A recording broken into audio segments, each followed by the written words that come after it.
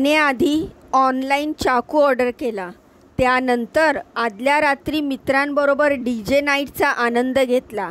भोपाळला return जाण्यासाठीचं तिकीटही काढलं होतं. पण अचानक 12 तारखेला त्याने स्वतःवर चाकूने सपासप वार करत स्वतःचं आयुष्य का संपवलं? कोणाला काहीच कळायला मार्ग नव्हता. कारण जो मुलगा काल रात्री मनसोक्त नाचत होता, तोच मुलगा दुसऱ्या दिवशी असं काहीतरी करेल यावर विश्वासच बसत नव्हता. बरं, यात विशेष म्हणजे त्याने एक चिठ्ठीसुद्धा लिहून ठेवली होती आणि त्या चिठ्ठीत त्याने उचललेल्या पावलाचं कारणसुद्धा दिलं आहे. त्यात त्याने शिक्षण मंत्र्यांना अभ्यासक्रमातून मुघल, फ्रेंच, रशियन इतिहास काढून टाकावा आणि त्याऐवजी छत्रपती शिवाजी महाराज आणि महाराणा प्रताप यांचं चरित्र समाविष्ट करण्याची विनंती केली आहे. त्यामुळे त्याच्या या निर्णयामध्ये नेमकं हेच कारण आहे का दाल में कुछ काला आहे? तर आजकाल मित्रांनो, MBBSच्या विद्यार्थ्यांचं आयुष्य संपवण्याचं प्रमाण का वाढलं आहे, नेमक्या अडचणी का येत आहेत, पाहूया या आजच्या आपल्या व्हिडिओच्या माध्यमातून. तर नमस्कार मित्रांनो, मी रीमा माझ्या या यूट्यूब चॅनलवर तुमचं खूप खूप मनापासून स्वागत करते. तर मित्रांनो, काही दिवसापूर्वीच पोटात एक गलबलणारी बातमी ऐकलेली होती. ती बातमी होती सोलापूरच्या MBBSचं शिक्षण घेणाऱ्या विद्यार्थ्यांच्या मृत्यूची. वय केवळ 24 वर्ष असलेल्या आदित्य नांबियार याने रूममध्ये एकट्याला कोंडून टोकाचा निर्णय घेतला. त्याने आधी त्रास होऊ नये म्हणून इंजेक्शनमधून गुंगीचं औषध घेतलं, नंतर हाताची नस कापली, पुढे घरभर फिरला, त्यानंतर गळा चिरून स्वतःला संपवलं. त्यापूर्वीसुद्धा पुन्हा तो त्याच अवस्थेमध्ये घरभर सगळीकडे फिरला आणि घरात सगळीकडे रक्ताचे डाग होते. एका कोपऱ्यात दारूची बाटली होती आणि तो बाथरूममध्ये रक्ताच्या थारोळ्यामध्ये निपचित पडलेला होता.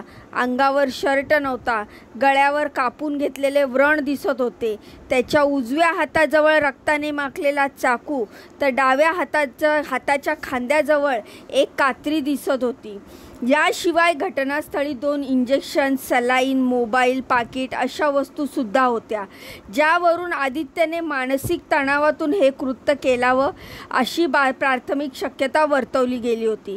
त्यानंतर आता पुन्हा एक मूळचा असलेला MBBSच्या तरुणानं टोकाचं पाऊल उचलल्याचं कळतंय.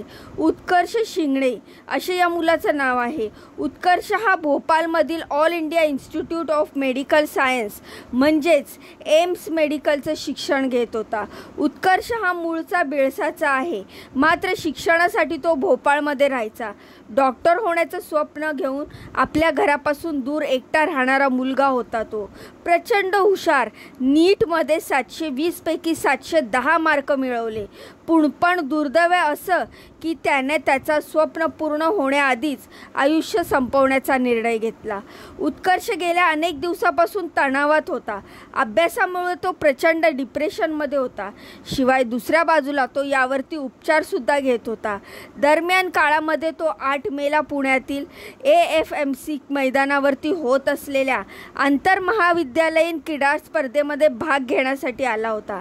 त्यावेळी त्याने आदल्या दिवशी मित्रांबरोबर DJ नाईटचा आनंद घेतला, मनसोक्त नाचला आणि दुसऱ्या दिवशी जीवन संपवलं. उत्कर्षने आधी ऑनलाईन चाकू मागवला, त्यानंतर वसतिगृहामधील बाथरूममध्ये जाऊन त्याने हे धक्कादायक पाऊल उचललेलं आहे. त्यानंतर बराच वेळ तो त्या ठिकाणी रक्ताच्या थारोळ्यामध्ये पडलेला होता. उत्कर्ष जीवन संपवण्यापूर्वी उत्कर्षने चिठ्ठी लिहिलेली होती आणि त्या चिठ्ठीत आईवडिलांना सुद्धा पाठवलेली होती. त्यानंतर तोच मेसेज त्याने स्टेटसला सुद्धा ठेवलेला होता. त्यात तो म्हणतो की मी उत्कर्ष शिंगणे भोपाळमधील एम्सचा विद्यार्थी आहे. शैक्षणिक ताण आणि नैराश्यामुळे मी जीवन संपवतोय.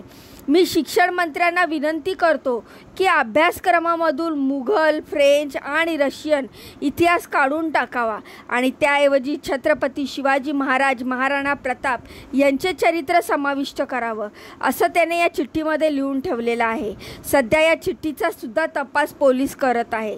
जीवन संपवण्यापूर्वी उत्कर्षने महाविद्यालयाच्या फेस्टिवलमध्ये आपल्या मित्रांबरोबर DJ नाईटचा आनंद घेतला. इतकंच नाही तर दुसऱ्या दिवशी भोपाळला परतण्यासाठी त्याने आपल्या मित्रांना तिकीट बुक करून द्यायला सुद्धा सांगितलं होतं.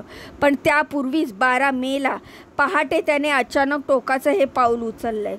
तर मित्रांनो, नीटमध्ये लाखो पोरं बसतात, त्या सगळ्यांनाच डॉक्टर आणि IIT-मधून इंजिनियर व्हायचं असतं.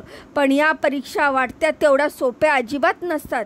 त्यामुळे असा जीव घेण्या स्पर्धाला तोंड देताना त्या मुलांची काय अवस्था होत असेल याची कल्पना न केलेलीच बरी. त्यातून आता IT क्षेत्रातील तरुणांच्यात आणि विशेष करून MBBS विद्यार्थ्यांच्यात नैराश्याचं प्रमाण प्रचंड वाढलेलं दिसतंय.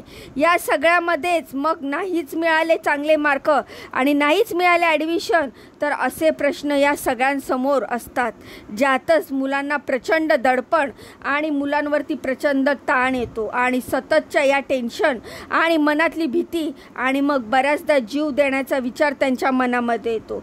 दुसरीकडे एका रिसर्चनुसार भारतामध्ये मोठ्या वेगाने होत चाललेत शहर वाढत चाललेत आणि आधुनिक सुखसुविधा मिळत आहे. लोक गावाकडून शहराकडे स्थलांतर करत आहे. याचाच परिणाम लोकांच्या मानसिकतेवरतीही होत असल्याचं तज्ज्ञ सांगतात. त्यामुळे नैराश्यासारख्या समस्या वाढत असल्याचं सांगितलं जातंय. याच नैराश्यातून टोकाची पावलं उचलली जात आहेत. मित्रांनो, तुम्हाला कुठली कारणं वाटत आहेत? टोकाची पावलं मुलं जी उचलत आहेत त्याबद्दल तुम्हाला कुठली कारणं तुमच्या डोळ्यासमोर येत आहेत? मला कमेंटच्या माध्यमातून नक्की सांगा. आणि अशाच व्हिडिओची माहिती जाणून घेण्यासाठी व्हिडिओला लाईक करा, चॅनलला सबस्क्राईब करा. भेटूया पुढच्या व्हिडिओमध्ये अशीच महत्त्वपूर्ण आणि दमदार अपडेट घेऊन. तोपर्यंत स्वतःची काळजी घ्या. बाय आणि नमस्कार.